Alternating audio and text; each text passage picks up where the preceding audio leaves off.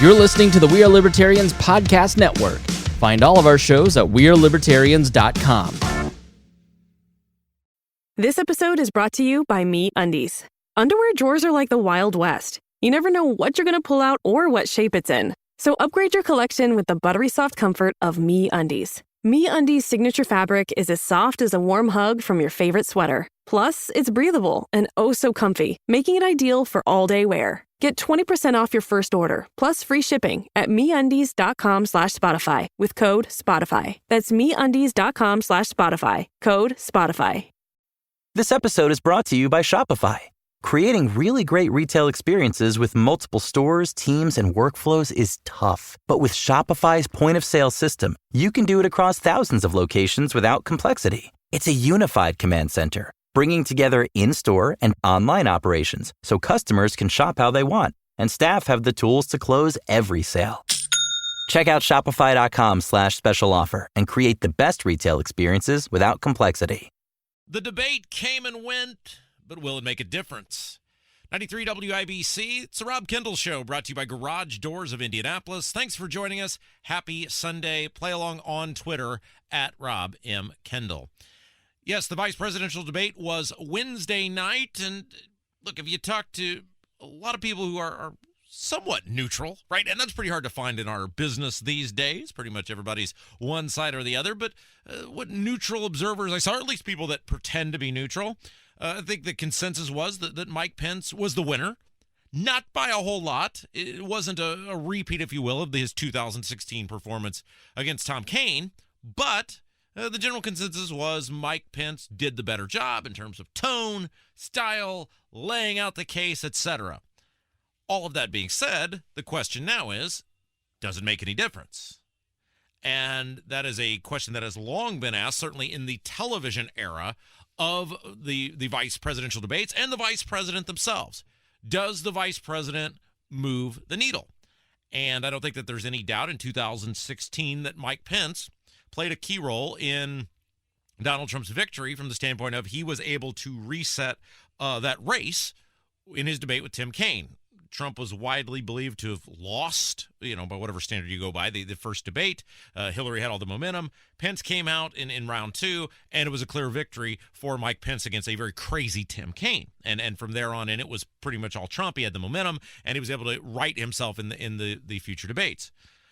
I don't know if that many minds were changed coming into Wednesday night, because I'm not sure there were that many minds to change, period.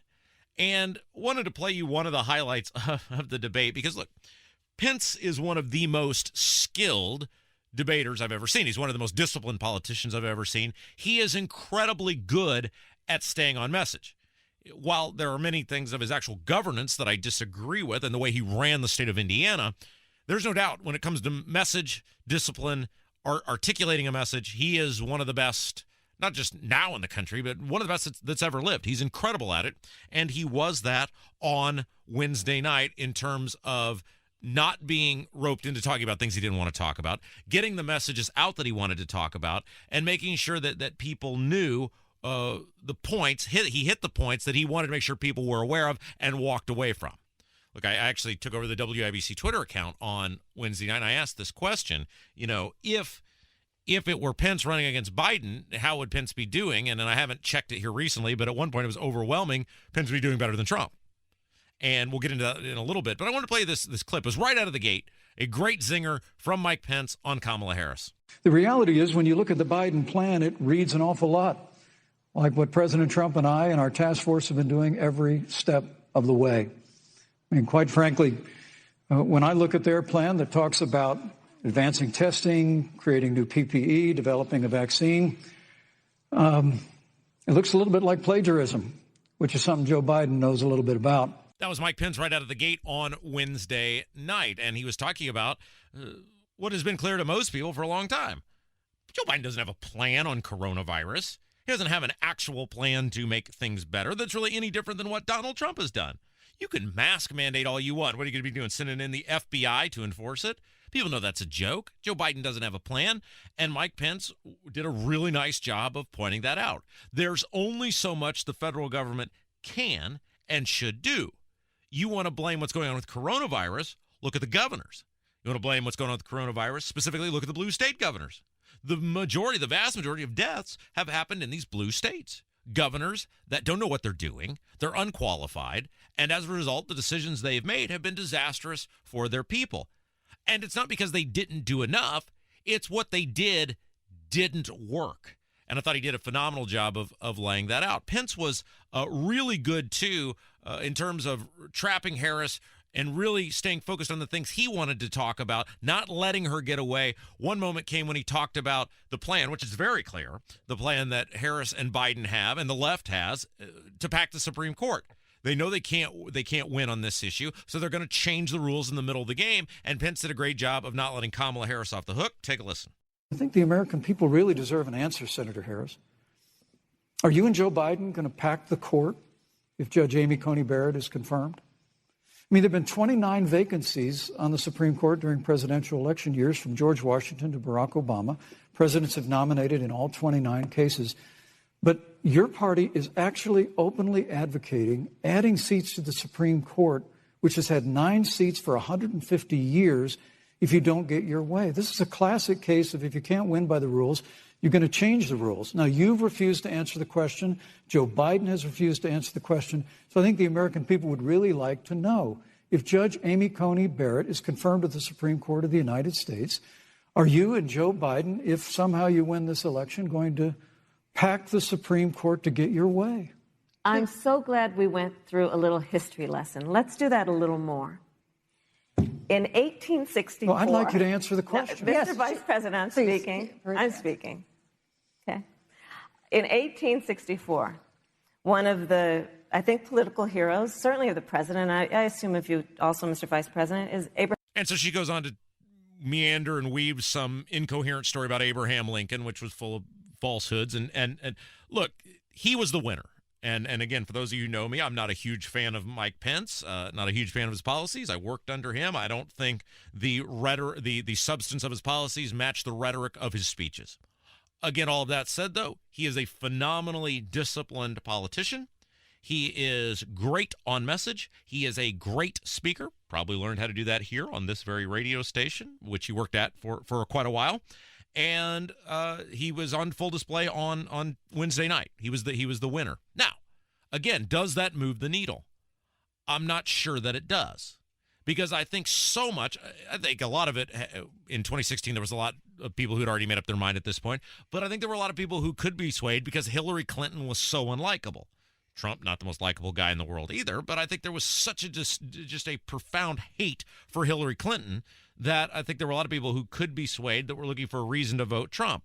Now, either way, I'm not sure that many people exist anymore, and I think it's such an election on the presidential candidates themselves. I don't know how many people got moved, but at least for an evening, it was offense for Trump. It was a good performance by Pence, and while he didn't hit a home run, he certainly hit several singles, and if we're scoring on points, to use a boxing term, if we're scoring on points, Pence was the winner. Not a knockout, but scoring on points, he was the winner. So the question becomes, how does the Trump campaign, especially with Trump seemingly somewhat limited in mobility due to the coronavirus diagnosis, how does the Trump campaign capitalize on this? And you're hearing rumors that they have some money troubles, they have some money issues. Who knows? We don't know. The fact is there's still a long way to go. The one problem and one thing politics I don't think is totally adjusted to yet is the idea of people early voting. I think they're trying to reach people quicker. I think they're doing a much better job of reaching people quicker. But you're starting to reach a point at this point in the game where millions upon millions of people have cast their vote. Those are millions upon millions of people who have made up their mind. Again, those tend to be people who are base people, hardcore people. So you still have time to reach a lot of the people you need to reach, but every day that goes by is so valuable for both campaigns. It was good for them to get Mike Pence out there and deliver a message sooner rather than later. 93 WIBC, Rob Kendall Show. 93 WIBC, Rob Kendall. It's the Rob Kendall Show, brought to you by Garage Doors of Indianapolis. Thanks so much for joining us. Play along on Twitter at Rob M. Kendall. And, of course, the governor's race on everyone's radar. Many, many people believe this race is super close. A lot of it is complete and utter hate, outrage, whatever word you want to use, at Governor Eric Holcomb. Clearly, the beneficiary of that has been Donald Rainwater, the Libertarian nominee for governor. A huge boost in name ID for him, in money coming into him, and we have a real ball game on our hands. And as we've said many times on this show, I would vote for an orange peel over Eric Holcomb. If the literal choice were orange peel or Eric Holcomb, I would choose the orange peel because it would do less damage to our state. It would certainly do less damage than the governor's done the past 7 months. So that being said, I'm pretty much all in on Rainwater, right? Because there's no possible way you could vote for Woody Myers. So I had a chance to catch up with Donald Rainwater earlier this week. He was in my beautiful hometown of Brownsburg, so we sat down, talked a little bit about his surging campaign. He's getting a lot of attention, where he thinks the race is at, and where it goes from here. Here's that conversation. You came to my home turf, beautiful Brownsburg. God bless you. Well, absolutely. I was invited, and if I'm invited, I will show up. All right, so is this your first time in Brownsburg, by the way? No, it is not. Okay, God bless you. So I got to ask you a serious question. You know, a month and a half ago, you were where you are. You are where you are now. The polls show it's very, very close. Did you ever think you'd be here? Well, we're very thrilled that we're here. Let's put it that way. This has been an interesting and very encouraging month and a half. I always tell people, because you know this show, it's award-winning. I don't know if you knew that. Absolutely. This is the award-winning Rob Kendall show. I always tell people on the award-winning Rob Kendall show, in order to win, you really need two things. And the first part is a motivated group of people to go vote really against someone, and you need something to vote for. And I guess, you know, as we talk about this meteoric rise of the campaign, first let's talk about Holcomb. Because I don't think many people could have imagined that in 7 months, one guy could do that much harm. It's amazing. Well, I do, Rob, think that it's got a lot to do with status quo. And big government is based on status quo. And I think we have a point in time where people are tired of the status quo, and they're looking for something different. He comes out last weekend on Wish TV, and by the way, I can't imagine having to be Eric Holcomb's handler, because like every time he speaks, votes, I can just see the votes. They're flying out the window. They're jumping off a tall building. I mean, he comes out and he says, well, I'm not opposed to shutting the economy down again, which tells me if you vote for the guy, he's going to shut the economy down again. Well, that's what a lot of people believe. And it is kind of interesting that many of the things that he says are really contradictory to what his base expects. Donald Rainwater, the Libertarian nominee for governor, is our guest. He has also made a lot of enemies from the standpoint of a seeming refusal to adapt, right? Because this is what the good government is about: adaptation. You've got to be able to be nimble. You've got to respond to things. And it seems like an almost dinosaur-type response from the standpoint of he decided this is what we're going to do, and the evidence doesn't really matter, and we're going to do it, and no matter what is in front of us. Because he always talks about science, but it doesn't seem to be scientifically driven. Well, and the thing is we don't know because we are never shown the science. What we're told is we're looking at the data, we're looking at the science, and then we're telling you what you have to do based on what we saw. And that isn't what citizens want to see. What citizens want to see is here is the data, here is the science, make your own intelligent, well-thought-out decision in your own life. Now, in full disclosure, not that anybody listening to this doesn't know, I have endorsed you. I am going to vote for you. And I've done a couple of campaign events with you. Yes, you have. have. And I'm always amazed at the energy at these campaign events. We had the event a couple Sundays ago at the governor's mansion. We had the event on Thursday at Bear Arms in Noblesville. People are pumped, man. They're pumped about the Rainwater campaign. Well, absolutely. And I believe here again, it's because people are tired of the status quo. They're tired of big government. And they went looking for what they expect government to be, and they're finding that in our message. Part of the cool thing that I and I've said this for years, that we need a viable third party in this state, in this country, because the two old parties, they stink. They're horrific. They're terrible. Do you see this as an opportunity, something bigger than even the rainwater campaign? It's an opportunity to give people a voice, a third voice, that could potentially start holding these two old parties accountable. Well, I think so, and I really would like to see us lose the term bipartisan and start talking about things as nonpartisan, because I think that's important. We're visiting with Donald Rainwater on location today in beautiful Brownsburg. Early voting has started, and it seems like there are a plethora of people. You see lines all over the place. Marion County, Hendricks County, people ready to vote. I actually think a big turnout favors you, because I think many of your voters are people that are fed up with the status quo, whether it be in Washington, D.C. or Indiana. I think that's a positive thing. I do as well, and we've talked before about the fact that in 2016, 2 million registered Hoosier voters did not vote in the governor's election. I would love to see those 2 million voters come out in 2020 and say, hey, I've got a reason to vote, and I'm going to go cast my vote for Donald Rainwater.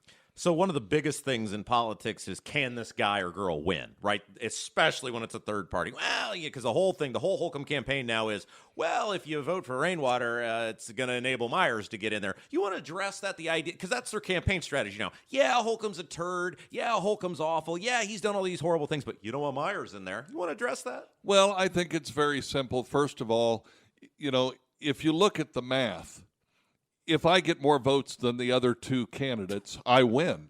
Is that how it works? That is how it works. And the reality is when people say, well, don't waste your vote and don't split the vote and let the Democrat win, and I say I agree with that. Don't waste your vote on Eric Holcomb. Vote for Donald Rainwater on November 3rd, and we will win. You got a lot of money. Well, not the by Holcomb campaign standards. has you don't have a lot of healthy money. amount of campaign funding for a libertarian statewide candidate. Yeah, yes. it's amazing. You've raised, I don't know at this point, close to a couple $100,000. And somebody told me this yesterday, and they said it unprompted. And I thought, you know what, they're right. They said, you'll get more out of that couple $100,000 because you do recognize government needs to be streamlined. You do recognize things need to be more efficient. You're running your campaign that way. In a weird way, you're going to get a lot more out of that couple $100,000 than Holcomb's going to get out of his $9 or $10 million. We hope so. We definitely hope so, because we're trying to work smart and put the supporters' dollars, because it is, and it's very similar to government and taxpayer dollars, because these are supporters who have given us their money in order for us to be able to spend it wisely in order to get our message out to the maximum number of voters. A couple minutes left here with Donald Rainwater, the Libertarian nominee for governor. Yeah, I always thought that when I ran for office, when somebody would give you a donation, even if it was $20, like I felt a huge responsibility, because that may be the only $20 they've got, and they're not going to do entertainment this week. Like, that's such an honor that people will give your campaign money because they believe in you. Well, and, realistically speaking, I haven't gotten donations from corporations or endorsements from big, labor associations or anything of that nature.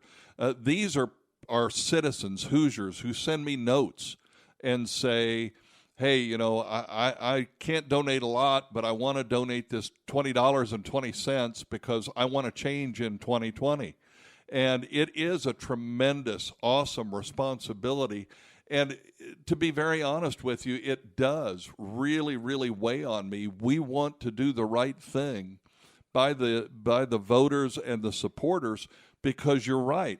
That money, especially during a pandemic, is precious. And the fact that they feel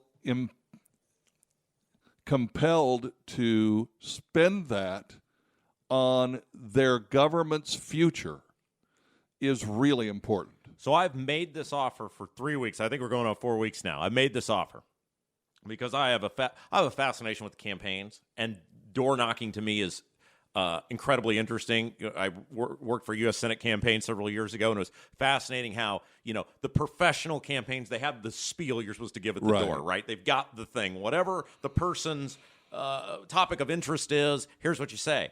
And I'm fascinated to what the spiel at the door is for Holcomb. And I've said, I will give a whole hour on this radio show, the most powerful station in the state. I will give a whole hour of radio time all the way from Ohio to Illinois for Eric Holcomb or his volunteers to come on and tell me why people should vote for this guy. And you'll be shocked. No one's taken me up on it. A whole hour of airtime. You'd kill for a whole hour of airtime. Well, I would definitely take a whole hour of airtime. That's for sure. That would be awesome. That says something, though, right? That they will not come on and defend this guy because I want to know what the spiel is at the door for Holcomb. Well, and you know, if you watch the television commercials, it looks like what they're trying to tell Hoosiers is that everything's rosy, everything's great, everybody's back to work. And I don't think that's the case. So you're right. It might be a tough sell. Before we get out of here, we talked about the two sides of voting. One, you got to have somebody you're fired up against or something you're fired up against, and you got to have something you're for. And we had a meeting with someone in the parking lot when we were coming in here to do this interview, and he told you basically that. He said, I'm for you. You've inspired me to get out and be a part of this. And I see this everywhere I go. Why are people so inspired by you? I mean, not that you're Mr. Charm and Charisma, but... Well, and let's be honest, that's extraordinarily humbling because I can't tell you other than the fact that I try to be honest and genuine, and my view of government and how we fix state government here in Indiana is one based in authenticity. And so I think people pick up on that. At least I hope that's what they pick up on. And that's why they're inspired, because they know that I have a genuine desire to do what's best for the state of Indiana. You ever get nervous when I speak at these events in front of you? I mean, that's bold to give me an open microphone. No, because I figure that once people have heard you, anything I say is gravy. If people want to learn more about the campaign, how can they do that? Rainwaterforindiana.com. Thank you, my friend. Thank you, sir. 93 WIBC, it's the Rob Kendall Show. I don't know about you, but I am sick of Michelle Obama. 93 WIBC, Rob Kendall. It's the Rob Kendall Show, brought to you by Garage Doors of Indianapolis. Michelle Obama wore me out a long time ago. I don't know how you feel, but Michelle Obama wore me out a long time ago, and I think she actually wore me out during her husband's first presidential run when she said something to the effect of, for the first time in my life, I'm proud of my country. And that was a really offensive thing because America, yes, it has had faults, but America, since its inception, has been the greatest idea ever conceived by man. America, in its 240-year history, has freed more people from captivity than in the history of the rest of the world combined. America has stood for more good. It has created more wealth. It has lifted more people out of poverty. America is, as it has been since its inception, a great hope for mankind. And many, many, many people have sacrificed a whole lot of stuff to make that happen. Again, was America always perfect? No. Has America had its flaws? Yes. But the great thing about America is when the founders put the country together, they recognized, if you read the Federalist Papers, the writings back and forth from the founders, they recognized that they were putting together a country that, while the greatest idea ever conceived by man, still had many flaws in it. And that's why they set up the document known as the Constitution, that the flaws could be rectified by the people. There was a process by which the people could rectify mistakes in the foundation of the country. It's the only time in the history of mankind that's been done. And it was an incredible amount about the founding fathers, that they risked everything, their lives, their families, their treasures, everything to set this country up. And yet they said, if you don't like this, if you recognize flaws and there's a desire of the people to change them, you can change the country we've set up. And throughout history, America has done a great job of rectifying those changes. Sometimes they took a while. Sometimes they took longer than they should. But way more often than not, America has got it right. And again, to get it right has come at immense sacrifice from many, many, many people. And so when someone like Michelle Obama comes out and says, well, for the first time in my life, I'm proud of this country, that's an insult to all of those people who gave everything to make America a better place. You know, I think of compare it a lot to those who don't stand for the national anthem. You know, you can hate the police. You can hate many facets of America. But again, throughout our history, hundreds of thousands of people have given their lives, have sacrificed, have given more than many of us could ever imagine to make America a better place. And when you refuse to stand for the national anthem, you insult those people. There's a time to protest. There's a time to be angry. There's a time to be upset. Government is wholly flawed by its very idea. But when you refuse to stand for the national anthem, you insult those people. Now, Michelle Obama is a very wealthy person. She's a very lucky person. She's a very fortunate person. She, her husband, her family have been given great wealth. They have been given great power. They have been lifted up on a pedestal. And it is amazing to me that someone whose husband was the first African-American president, which took a huge amount of white voters to make happen, continues to act as though we are an evil, awful place, that she is in some way oppressed, that African Americans on a daily basis are able to lift themselves up out of poverty. People of all races are able to do this. Black, brown, white, whatever, are able to do this. If you have a drive, if you have a talent, if you have an ability, if you have a want, you can make yourself a better person in America, unlike any other place in the world. And yet she still continues to come out and talk about what an awful, terrible country this is. Here's her latest stab at that. Take a listen. They're stoking fears about Black and brown Americans, lying about how minorities will destroy the suburbs, whipping up violence and intimidation, and they're pinning it all on what's been an overwhelmingly peaceful movement for racial solidarity. It's true. Research backs it up. Only a tiny fraction of demonstrations have had any violence at all. So what the president is doing is once again patently false. It's morally wrong. And yes, it is racist. But that doesn't mean it won't work. Because this is a difficult time, a confusing time. And when people hear these lies and crazy conspiracies repeated over and over and over again, they don't know what to think. With everything going on in their lives, they don't have time to fact check falsehoods being spread throughout the internet. And even reasonable people might get scared.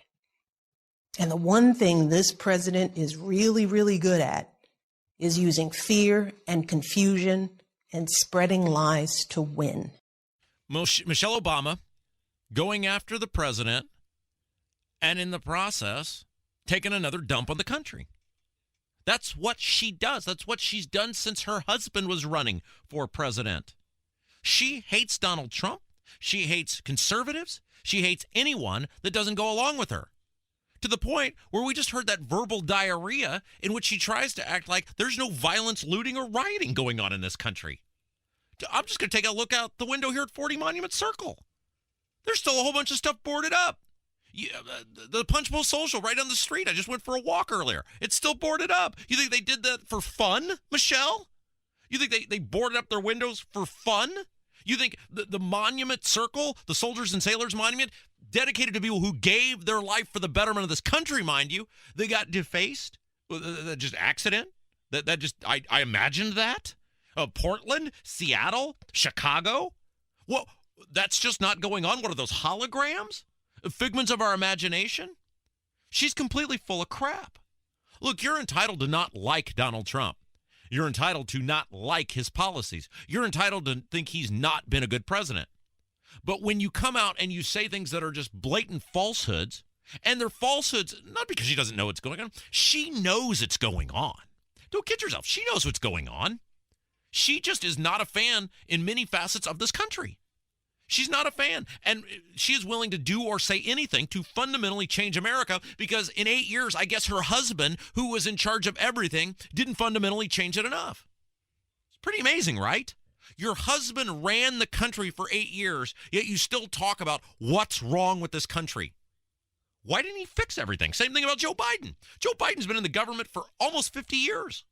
Why didn't he fix it? If he's such a great guy, if he's such a good dude, if he's such a beloved figure, if he's so smart, why didn't he fix it? Why didn't your husband, when he had absolute control of the government, the White House, the Democrats at the House, and supermajority in the Senate, they could have done literally whatever they wanted. The Republicans couldn't stop them for 2 years. Why didn't he fix it? She won't answer that. She won't answer that question, and instead just continues to defame this president and defame this country.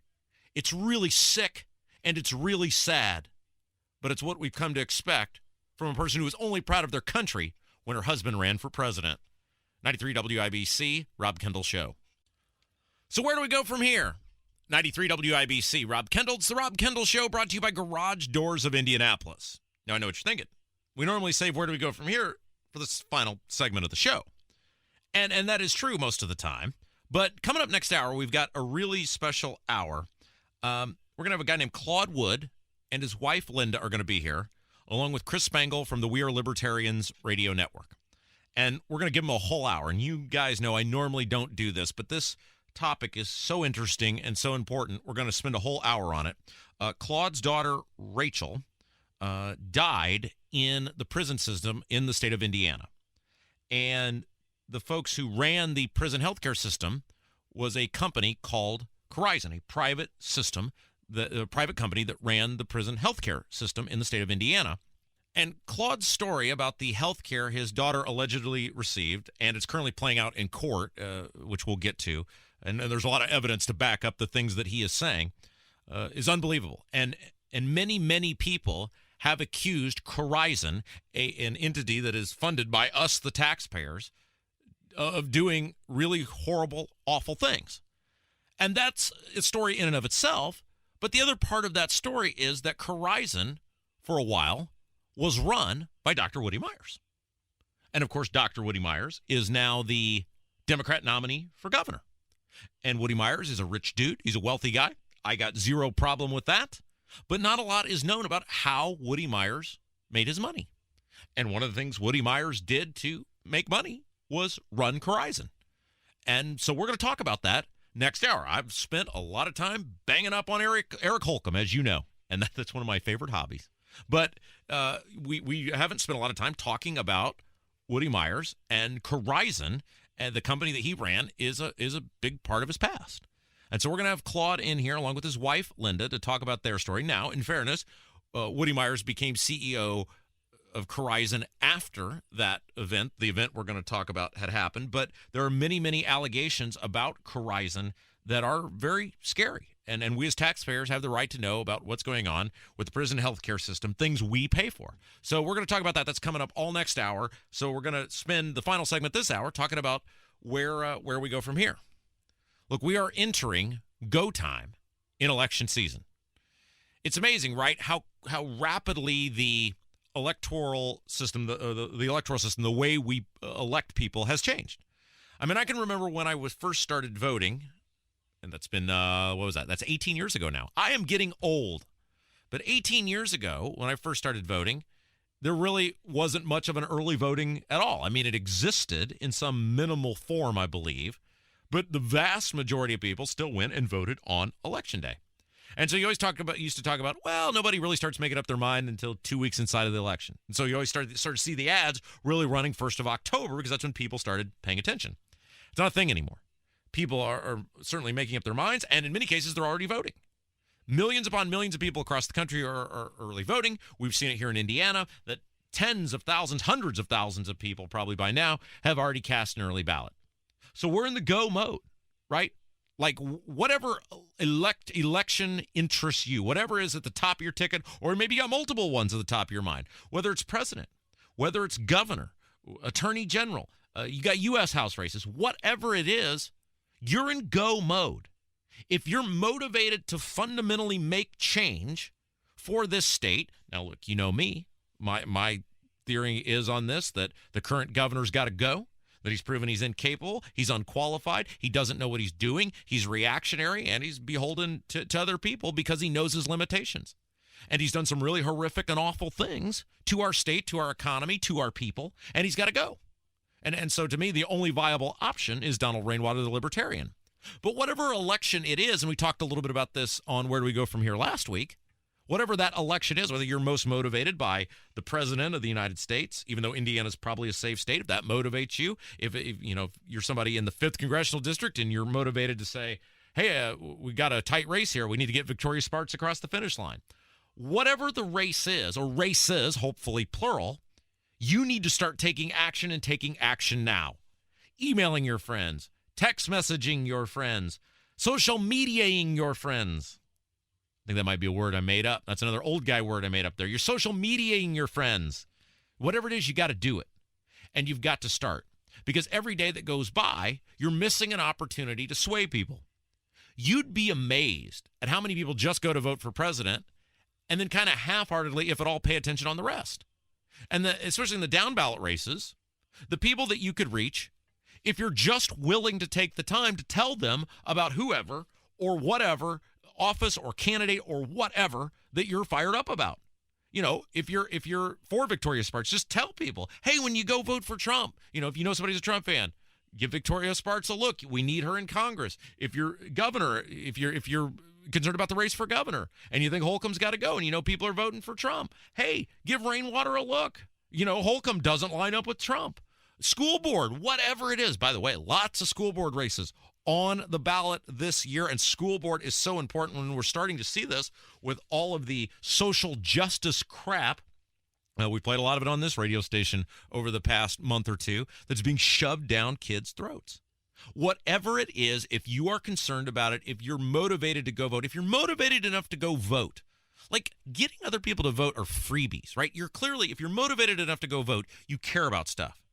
And if you care about stuff, why wouldn't you want to give yourself the best odds possible of getting what you want? It's like getting free points in a basketball game. If you're playing basketball and somebody told you, we'll give you 10 free points, all you got to do is a little bit of minimal work, like run up and down the court a couple times, you take it. That's what voting is. It's so easy to get so many people to go along with you if you're just willing to put in the effort that it takes to educate people around you, friends, family, whatever, on the people that you care about, the people you think people should vote for. And a lot of times they hear a name, they hear something good about the person, they're going to go along with it. But the time to go, it's right now. 93 WIBC, Rob Kendall Show. Our prison health system is a mess, and one of the guys running for governor is partially to blame. 93 WIBC, Rob Kendall. It's the Rob Kendall Show, brought to you by Garage Doors of Indianapolis. And this hour, we're going to take a look at the prison healthcare system. And it is a mess, and it is a mess. It is a bipartisan mess created by both Republicans and Democrats in the state. And it involves one of the guys who's currently running for governor, Dr. Woody Myers. The company's called Corizon Health. He ran it for several years, going all the way back to 2013. And there are many allegations of misconduct against Corizon, who is administering the prison healthcare system. So wanted to talk a little bit about it because not a lot is really known about Woody Myers. Not a lot is known about how he made his money. He is a very wealthy guy, but not a lot has been written or talked about, certainly during his time at Corizon. And with me today is Claude Wood, his wife, Linda. They had a daughter who passed away in the prison healthcare system. It's an egregious story. When you hear it, you're going to be outraged. Now, she did pass away before Woody Myers was named CEO of Corizon, and you can look it up for yourself. It's been well written, well documented. The many allegations that do involve Corizon and what they allegedly did to people. So, Claude, I know we're going to call you Woody today, but just let you know who we're talking to. Give us a little background on your daughter and how she ended up in the prison system. She sold prescription pills to an undercover agent. They came in, they wanted her husband, but she's the one that handed them over to him, so they arrested her. And what was the sentence that she got for this? Because this blew my mind when I heard this. Of all the violent, awful, terrible people on the street, the sentence your daughter got was unbelievable. Gave her 16 years, never been in trouble, never even had a speeding ticket. For 2 pills. Yes. It should be noted. For selling it for her ex-husband. Yes. And that other voice you're hearing is Chris Spangle of the We Are Libertarians radio network. You've heard Chris on this show before. Chris is here with us today because Chris is really the person who introduced me to this story about Claude and his wife Linda and what they went through, what their daughter went through, and how Corizon factors into all this. Chris studied the story in depth, has studied the story in depth, had Woody on his show years ago, and kind of presented this information to me. And so I'm really glad that Chris is here today. And I think, Chris, that's what really got me started on this, because you guys had this whole story in long form. We're going to really condense it down here today. But you guys on We're Libertarians had this whole story in long form, and that's where we have to start, right? We have a major issue in this state and in this country on how we punish nonviolent people who really aren't a threat to anyone. Yeah, Rachel got 16 years for selling 2 pills on behalf of someone else, and we talked to Woody in a series called The Cost, where we talk about how government impacts real people and tell their stories. We had another story called Amanda's Story, where a violent ex-husband had neglected the child, and he got 2 months. You know, he had left a 2-year-old baby alone in the crib and got 2 months, and meanwhile Rachel had basically a death sentence because she had a very complicated blood disease and went into the prison system and was neglected by Corizon, the medical system that cares for prisoners in Indiana, and it turned into a capital offense. All right, so let's talk about Corizon, because that's where Woody Myers factors into this whole thing, because a lot of Woody Myers' background, he doesn't talk a lot about himself. You know, we know he's a well-off dude. We know he's a wealthy guy. We know he was the state health commissioner, but he never really talks about how he made all of his money. And Chris, maybe you can go into this before we come back to Claude and Linda to talk about what happened to Rachel. Now, in the case of Rachel, Woody had not yet been hired as the CEO of Corizon. She passed away in 2012. I believe he was hired in 2013. But tell us a little bit about Corizon and how Woody Myers factors into all that. So Corizon, we talk a lot about privatization on the right, and unfortunately when you privatize services like if you privatize the parking meters, okay, but when you start privatizing services that affect real people, it starts to you start to put profit over people, and that's part of this story, is that Corizon was contracted by the state to run the medical care of all of our inmates in Indiana. It seemed like a good idea when they were brought in, but unfortunately what happens is the choice of returning profit to the shareholders starts to diminish how many doctors are on staff, how many nurses are on staff, how much supplies they have, how much care is given. And so when you get inmates who have complicated blood disease like Rachel had, you don't have the necessary staff on hand to properly care for people. And in Rachel's case, there was a long period of time where it was obvious that she was heading downhill, that she was starting to have issues with her lupus and other diseases, to the point that other inmates were calling Woody over a month-long period saying something's seriously wrong with your daughter. She's not walking. They're not taking care of her. They give her aspirin and say just to take a nap. And it really becomes a human rights violation, which is partially why I'm one of the people that talked Woody into suing over civil rights violations. He talks about being a doctor. He talks about being state health commissioner. He ran against Andre Carson in the 7th District when Andre first took the seat after Julia passed. And he runs as your friendly neighborhood doctor. But what he doesn't talk about is the fact that he was CEO of a company that in multiple states around the country has been sued for civil rights violations because of the very thing that we're talking about here today. And Woody sued the state of Indiana and Corizon and the ambulance company and everybody involved because money talks and discovery in lawsuits talks. And what he has been able to accomplish through his legal is basically proving that this company knew that they neglected her. They're neglecting prisoners. And Woody came to me in 2014, I think, 2013, 8 years. 8 years ago, and said, my daughter died a year ago. I have no idea what happened to her. Nobody has explained it to me. We looked at the death record. We looked at the ambulance records. I had a friend explain what happened to his daughter, and we realized what a tremendous, egregious amount of neglect. He started looking into it and found all of these other same common occurrences. So it's really it's an evil company, and he was CEO of it. Again, you're listening to 93 WIBC. It's the Rob Kendall Show. Our guest today, and we're spending an hour on this topic. We normally don't do this on this program, but I think it's so important. Our guest, Claude Wood, his wife, Linda, and Chris Spangle from the We Are Libertarians Radio Network. And we're talking about the prison system. We're talking about the treatment of inmates. Because, look, if people commit crimes and need to go to jail, that's one thing. But you don't lose your right to life and justice and basic human decency just because you go into the prison system.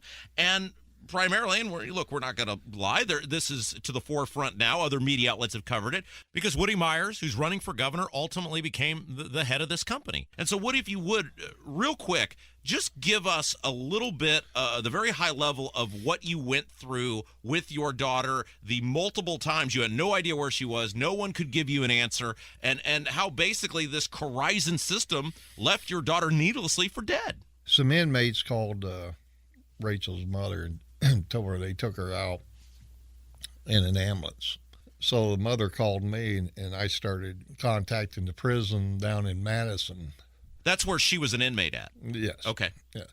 They told me I didn't know what I was talking about. There was nothing wrong with her. And so they said, I'll tell you what, we'll get her and have her call you. And 2 hours later, I called him back, and I talked to her counselor, and he says, you're right. She is not here. So wait a second. They went from telling you, oh, this is a crazy old man that knows nothing, to, oh, yeah, I guess you're right. She's not here. How do you lose an inmate? Like, how does somebody get wheeled out in an ambulance and they say, oh, no, you're wrong. Either you got wheeled out or you didn't. Can I answer this? You don't lose an inmate. You switch them from facility to hide them from the parents because you have neglected to care for them properly and you're hiding your crime. So I told him, I said, it's kind of funny. I know more about what's going on than you. I said, where is she? And they said they had no clue. Once they leave the doors, it's not their responsibility to keep up with them. So this is the prison in Madison. Your daughter's been brought out in an ambulance, and they say, well, we don't know. Maybe she'll be back. Maybe she won't. That's how our prison system is run? No, it gets a lot worse. It gets a lot worse. Okay, go on. Yeah. So that, as bullheaded as I am, that's when the search starts. And then I called all over, even called the women's prison here in Indianapolis, Corizon. I guess I better not give any names, but their head nurses said that she was there, she's fine, don't worry about it, we'll have her call you. And I said, well, I've heard that before. So you then, quote unquote, found her in Indianapolis, no. Right? They said she was there. She said she was there. Right. I said quote unquote because she wasn't actually there, but they said she's there. Right. Then when I talked to the counselor in Indianapolis, they was telling us she wasn't there. They haven't seen her. He goes, let me search. Let me check, and I'll get back with you. So I waited a real long time, like 15 minutes, and then I called back and again said, where is she? And he goes, well, sir, I'm going to be honest. I'm going to read you this email I got. She's in Hendricks County Hospital. All right, Woody, we're gonna pause it right there. We're gonna take a quick break. We're gonna continue this totally unbelievable story. And again, if you are just tuning in today, we're doing something a little different here on the second hour of the Rob Kendall Show.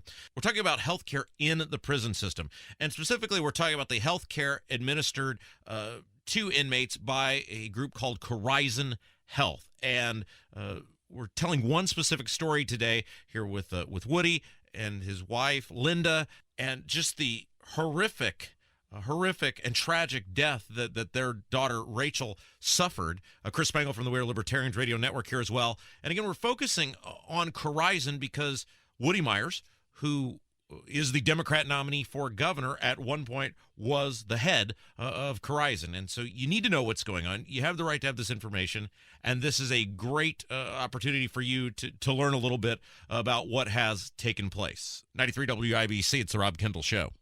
93 WIBC, Rob Kendall. It's the Rob Kendall Show, brought to you by Garage Doors of Indianapolis. We're doing a special hour on the show today. We're talking about just the blatant travesties that exist inside our prison system, government incompetence at its finest. Claude Wood is our guest. His wife Linda is our guest, and Chris Spangle from the We Are Libertarians Network is our guest. And I wanted to do this show today because you need to know your government at work, right? Our slogan here is a state that works. And this is what's going on in a state that works, and you can have the information. And we're talking about Claude's daughter, Rachel, who was originally incarcerated in Madison and had several medical issues. And at the time, the prison health system, was heavily run by a group called Corizon Health. And Corizon Health is an organization that later Woody Myers, who's now the Democrat nominee for governor here in the state of Indiana, would go on to run. And look, there is a litany of issues related to Corizon over the years. You can read all about them. We'll talk more about that later on in the hour. And again, Claude's story is just one story, but there are many, many stories that would just shock you when you hear how prison inmates were treated in the healthcare system. We're at the point of the story now where she's disappeared. She's basically lost. They said she was in Indianapolis after getting the runaround of they had no idea where she was. Now they're telling him she's in Hendricks County. Go ahead. Yeah, after they told she was in Hendricks County, I called them, and the hospital said they never even heard of her. She wasn't there. And I think it's important for people to realize, think if this were your daughter, your loved one, your friend. Think about what this parent was going through. I didn't mean to cut you off there, Woody. That's Please fine. continue. So then the search really started in. I called I guess you call them, I don't know what they call them now. I called the warden. I'll give his name. The ombudsman? Lemon Ombudsman? Didn't you talk to No, him? we got to that. I mean, yeah, they're in the deep in part of this search. And they just don't like to return calls. So we've made several calls to them. We made to the Mitch Daniels. He wouldn't even want anything to do with it. He passed this on to somebody that was supposed to be over Corizon. You never could get them to answer. We just couldn't get anybody to answer phones. And then we talked to Corizon's nurses, and, she's doing fine. Don't worry about it. You still don't know where she's at this point, right? Oh, not for days. She's doing fine. Where's she at? We don't know. 5 days. 5 days it took him to find. Fortunately, Woody was very smart in hiring an attorney to help him track down, who gathered all kinds of documents, which led to the court cases. But if he had not made that decision and had not found basically a Sherpa to help him through this process to collect documents, he wouldn't have known where she was, what was happening, who was neglecting. There are probably about 100 people through this story that came in contact with Rachel. Nobody ever said anything except for one person who finally called Woody and said, here's where your daughter's at. Even at one point in this 5-day period, they know he's on to her. The prison system puts out a missing persons report basically saying she escaped from prison. Yeah. And trying to make it look like she had escaped from prison and that he's the crazy person. They shipped her out in an ambulance, but they said she escaped? Yes. Ah, okay. But she was non-functional at this point. Like she was in a coma at this point. Yeah, because probably on the fifth or sixth day, I got a call one night from a guard. One man finally called Woody and had a heart and said, you need to know that your daughter's in her final moments, and you need to know where she's at, and I'm risking my career to tell you this. And it's just heartbreaking that bureaucracy keeps people from doing the right thing. And I know at one point, Linda, you had said that you and Woody had told the prison system, just tell us where she's at. We'll pay the medical bills. We'll pay whatever needs to be paid. We will do whatever we can to save our daughter's life. Right. We hired an attorney when we found out she was at Terre Haute Regional, and we had talked to the doctors there, and they had told us how bad she was. And then the Corizon found out that we had talked to the doctors, and they had told the doctors they could no longer talk to us. We weren't allowed to see her. We weren't allowed to go there. We were no longer allowed to talk to her medical professionals to find out what was going on. So we hired an attorney. We told the prison and the superintendent, because she had been transferred back to Rockville by that time, and she was in Terre Haute Regional, but she was being overseen by Rockville, and we told the superintendent that we would take her. We would pay her medical bills, just release her into our care, because she could not walk. She could not move. She was on a ventilator. We knew that from the doctors, and then Corizon stopped us from finding out anything else from her medical professionals. They wouldn't allow us to see her. So we hired an attorney. He was set to go before the judge on Monday. She passed away that Friday. But what he could do for us was he got her medical records at the time from what had gone on before she entered Terre Haute Regional, which was how we knew they'd put out an escape bulletin for her, which is how we knew how bad she was, and the amount of times that they moved her to try and keep us from her. And it was Corizon that was moving her. All right, so let me reset for people who may just be tuning in, because of course, they're tuning in. It's Sunday. It's the 2 o'clock afternoon. Rob Kendall, usually he's bringing the heat. Who are these people? So, very special hour here today. We have Claude Wood, his wife, Linda, and Chris Spangle from the We Are Libertarians Radio Network. And Woody's story came on my desk about a month ago, and I said we have to do a segment on this. Chris was the one who brought it to my attention. It was about how Woody's daughter, Rachel, was treated inside the prison system. She was put in prison, first of all, which is egregious, for 16 years for a low-level drug offense. And she was basically left for dead by the prison medical system run by a group called Corizon. And the reason this is really pertinent right now is that Corizon later would be run by a guy named Dr. Woody Myers, who is now the Democrat nominee for governor. As Chris said, he presents himself as your local neighborhood-friendly doctor.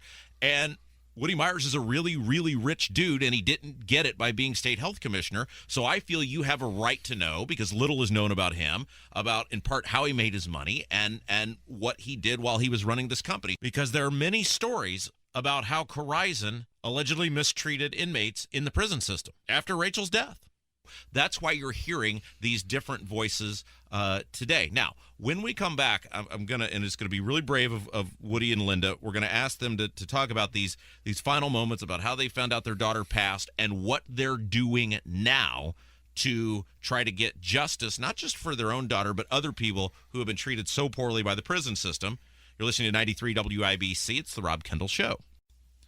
93 WIBC, Rob Kendall. It's the Rob Kendall Show, brought to you by Garage Doors of Indianapolis. Thanks for joining us. Don't forget, you can always play along on Twitter at Rob M. Kendall. Special show, second part of our show today. We have Claude Wood, his wife Linda, with us, along with Chris Spangle from the We Are Libertarians Radio Network. And this program today, the second hour of the show, is about something egregious that has happened. There are similar stories. There's a good chance things like this are still happening inside our prison system, and you need to know about it. And it was brought to my attention, I got to admit, I plead ignorance on this. It was brought to my attention by Chris about a month ago. I listened to it. I did the research on it, and I was just appalled at what I'd learned. And it involves Woody's daughter, Rachel, who was convicted, sentenced for 16 years for a low-level drug offense. That's its own topic, which we will certainly talk about another time. And she was basically left for dead inside the prison system, a private medical system that we as taxpayers pay for the state of Indiana. A group called Corizon appeared to have left this poor woman for dead. There appear to be credible allegations. They manipulated, they hid her, they wouldn't give Woody the information on where his daughter was, and tragically she passed away. And this information is timely because the head of Corizon would later become Dr. Woody Myers, who's the Democrat nominee for governor. And there are many, many allegations made over the years against Corizon. And look, I've been very critical of Eric Holcomb, the Republican nominee for governor. We've talked about the public policy things that he's done. But most people don't know a lot about Woody Myers, and he presents himself as a very friendly, affable, likable guy. We've had him on the show to talk about issues, the neighborhood doctor, if you will. But he's a rich dude, and he made a lot of money, and a lot of it came from Corizon. And so I feel you have the right to know about who Woody Myers is, how he made some of his money. And Chris, I'm curious because you brought this story to me, and Woody literally brought this story to you years ago, begging for help because no one would touch it, and it floors me that no member of the media wanted the story. Yeah, Woody, so briefly, I ran the Libertarian Party of Indiana from 8 to 12 and helped run Rupert for governor's campaign, and this was kind of when all this was happening, and I got a persistent calls and emails from Woody, and thank goodness because, you know, the Woody in front of me, not Woody Myers, is a very persistent person. And he called me and he said, you know, I followed you a little bit because of Rupert. He seems like a guy who really cares. He had gotten in touch with Rupert, and Rupert passed him on to me to talk to him. And this is very emblematic of many stories that I've heard in my 20 years working for small radio stations and politics, for libertarians, for podcasts. And you meet people all the time who have a tragic story like this, and they take that tragic story that is completely true, and they take it to the media, they take it to, you know, the TV stations, to the newspapers, to the radio stations, to the politicians, to the power structure, and they are resoundingly dismissed as crackpots, or you don't know what you're talking about. This wouldn't happen this way. And, you know, and I had just started the We Are Libertarians podcast, and, you know, we don't have the I talked to Woody, and I could tell based on the documents that this was true. I think there had been one TV report telling Woody's story at that point. And then I told his story, and he couldn't get anybody else. We even used we did the podcast to send to journalists in the local media. Here's the story. Here's the documents. I sent it to them. I pitched the story. Nobody would touch it. They didn't want to report on it because Corizon has a ton of money, and they have a ton of power, and they drop briefcases of cash off at the legislators. And if we do this story, then we may lose access to those legislators. And so that's the most frustrating thing, is that you have to – the only reason this story has been told, you know, now is because Woody Myers is running for governor. Thank you, Chris Sikich at the Indianapolis Star, for doing a story on this, for talking to Woody, because this story desperately needs to be told. It needs to be heard, because I've heard dozens and dozens and dozens of stories of tragedies at the hands of the state that are constantly taking place, and nobody listens to these unheard folks. They don't tell their story because it doesn't fit neatly into a happy, shiny 2-minute TV spot. All right, so when we last left off, last segment, Woody was very brave. He told us the story of how for days, 5 days, he couldn't find his daughter. She was very ill. Finally, he was getting lied to by the Corizon folks about where she was, about she'd be fine, she'd be okay. Finally, a prison official called him basically off the record and said, I could lose my job for this, but you as a parent have the right to know your daughter, her life is about to end, and you have the right to know this. And so I want to bring Woody back in and kind of just take us briefly what happened from there, because I can't imagine going through what you went through, Woody. Yeah, the prison, also is making those decisions of keeping us away from her. They told us they'd arrest us if they even heard of us going to the hospital. You know, what they was going to do, they were going to return her back into the prison system, because our knowledge is that Corizon has a contract with the hospital. You're only allowed to be there so many days, and that's it. Well, her time was up. So as they were trying to dump her, get rid of her, she kept coding. They were going to turn her back into the prison. So when I got wind of that, I called the warden up, over there in Rockville, and asked her what's going on. They can't be doing this, and she didn't even know. You know, it's interesting because I keep hearing the phrase "they didn't know," and Chris, you guys touched on this on the We Are Libertarians podcast, and you guys said it pretty eloquently. I'm paraphrasing here, but it appears it wasn't that they didn't know; it appears they didn't care. Right. Yeah, that's the most common refrain in stories that I hear that I was talking about previously. There's a lot of concern from government agents. If you call CPS because a child's in trouble, they care a lot. The police care a lot. The prosecutor cares a lot. But nobody will do anything because their hands are tied. My hands are tied is the most common phrase that people hear from government agents when they seek help from the government. And that happened a lot in this case. I wish I could help, but my hands are tied. Yeah, we made, it wasn't just a few calls a day during that search. It was hundreds, talking with the prison. And, probably out of every 100 calls, you got to talk to somebody. Otherwise, nobody answered the phone. Like they knew the number when it came in. It seemed like they would never answer, never return calls. And Corizon, they'd always answer the call because they'd just tell you, don't worry about it. Nothing's going on. While she's in there, before they cut off my contact with the doctors, they were going to do some serious tests on her heart and I think it was her liver or renal. They were talking. The doctor told us that they thought she had renal failure and kidney failure, which is not either of the things that her complicated blood disorders would have caused, which sent us absolutely panicked because why would those be? Those are not complications that are typical of her condition when she's healthy and well cared for. So why were these coming up and they couldn't answer it? And of course, Corizon nurses who had been taking care of her in the past kept telling us she was fine, she was being discharged, it's all good. Yeah. In other words, they let her deteriorate over a period of months through poor care. Yeah. All right, we're going to take one final break. When we come back, we'll wrap up the story. We'll wrap up our show. Just an unbelievable story. Claude Wood, his wife Linda here, Chris Spangle from the We Are Libertarians Radio Network, with just a heart-wrenching story of how their daughter was treated inside the prison healthcare system. 93 WIBC, it's the Rob Kendall Show.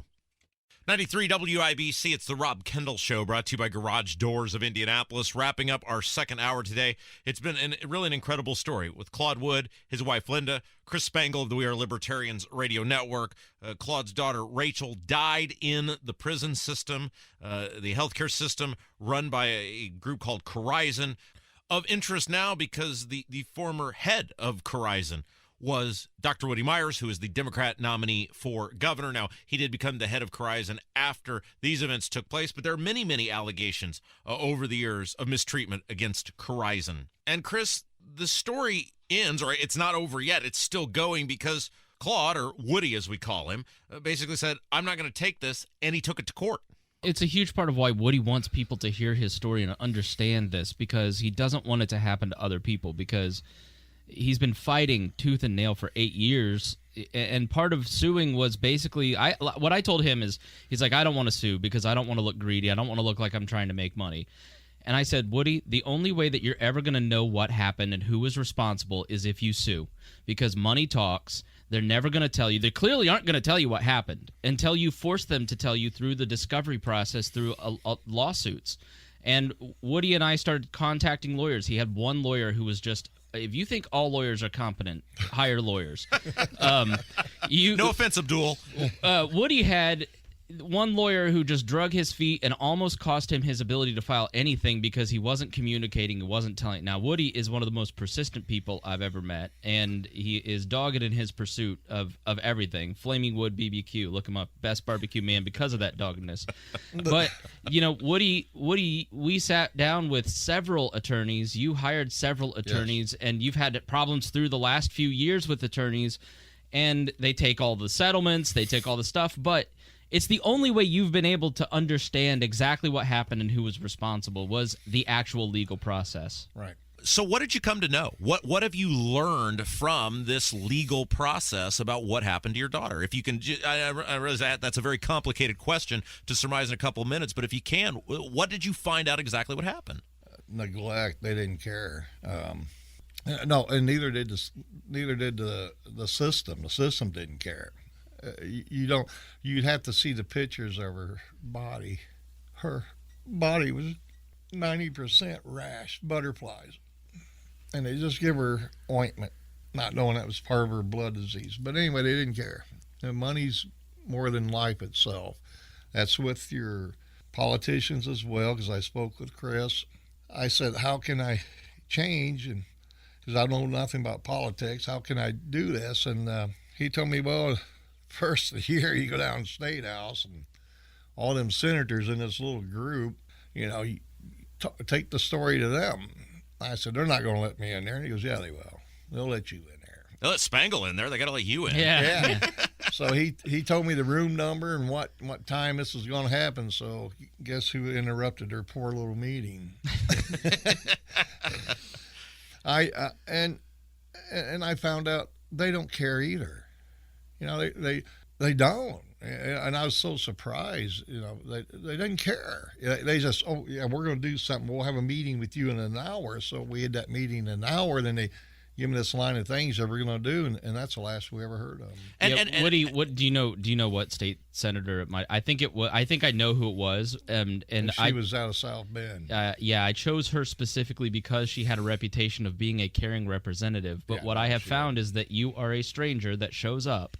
And, Woody is a good old boy who is a straight shooter who's not known in politics. He doesn't understand the intricacies. He just thinks he thinks the way that it should work. I show up, I tell you a story that you need to hear, you take me seriously, and then we take action to get justice.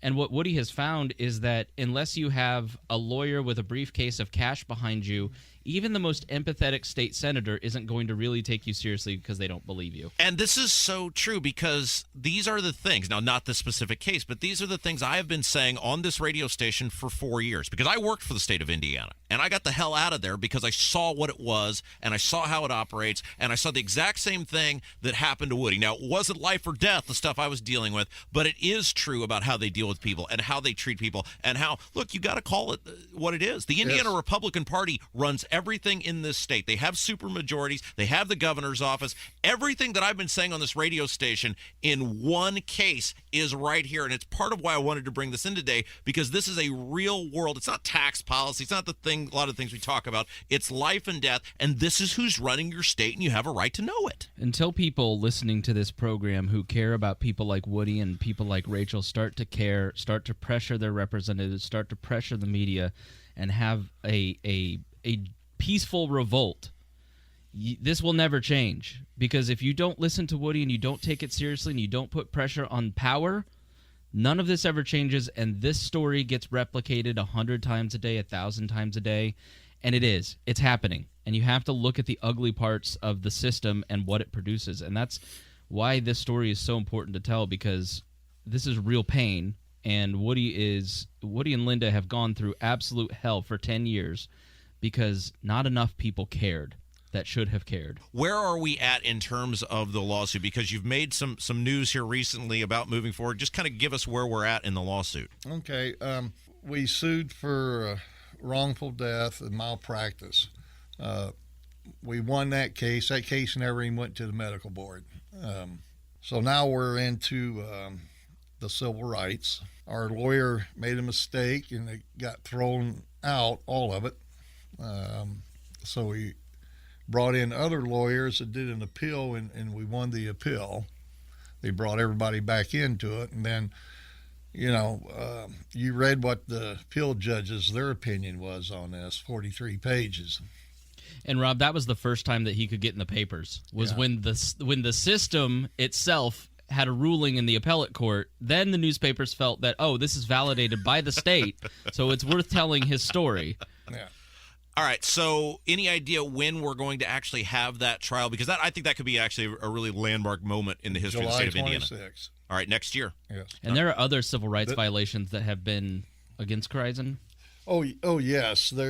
Corizon's being sued all over the United States and losing everywhere they go. Woody, if people want to keep track of this case, I know there's a Facebook page. How can they do it? Because obviously we just don't have enough time to get into all the intricate details, but you need to know, you need to go visit, you need to learn about it. How can they do that?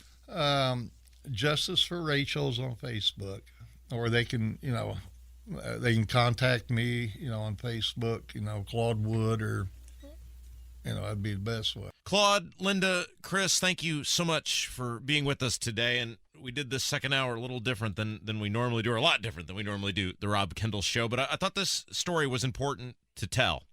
I thought it was important to tell for a variety of reasons. First and foremost, what happened is very disturbing, and you've been very courageous to fight for what you think is right. And we need people in this country that will fight for what they think is right, and will put it all on the line, and you've done that. And obviously the other side of this is that this has happened or allegedly happened to many, many people. And people in the prison system still have rights. They are still people. We give tax dollars to the state to take care of these folks, treat them decent, and it appears that hasn't happened in many instances.